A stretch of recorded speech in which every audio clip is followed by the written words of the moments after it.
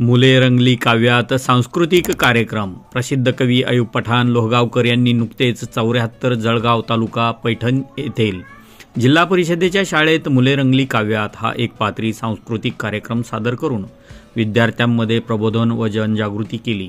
यामध्ये देशभक्तीपर गीते, भारूड, पोवाडा, पाळणे आणि विनोदी नकला सादर केल्या. नुकतेच याच शाळेतील 4थीत शिकणारी विद्यार्थिनी कुमारी प्रांजल मुळे ही बिबट्याच्या हल्ल्यात ठार झाली म्हणून या शाळेतील सर्व विद्यार्थी-विद्यार्थिनी दहशतीखाली होती.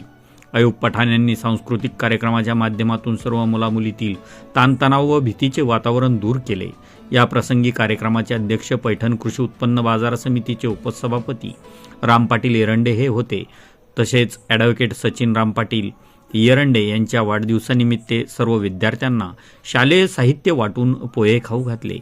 कार्यक्रमासाठी शालेय समितीचे अध्यक्ष सीमा बजारे, उपसरपंच ऋतुजा एरंडे, दत्तवाना शुक्रे, बाबासाहेब मुळे, नारायण सोनवणे, बद्रीनाथ गटकळ, जनार्दन क्षीरसागर, अमोल एरंडे, हरिभाऊ घेगडे, ऋषिकेश पठाडे, दादासाहेब गटकळ, कृष्णा नारळकर, गौतम सोनवणे, बिहारी पाठे, भाऊसाहेब जगदने, श्रीमंत मुळे, विनोद एरंडे, संतोष मुळे, गणेश बजारे, राम मतकर, बाबासाहेब घेंगडे, कोंड्याप्पा एरंडे या गावकऱ्यांची कार्यक्रमाला विशेष अशी उपस्थिती होती.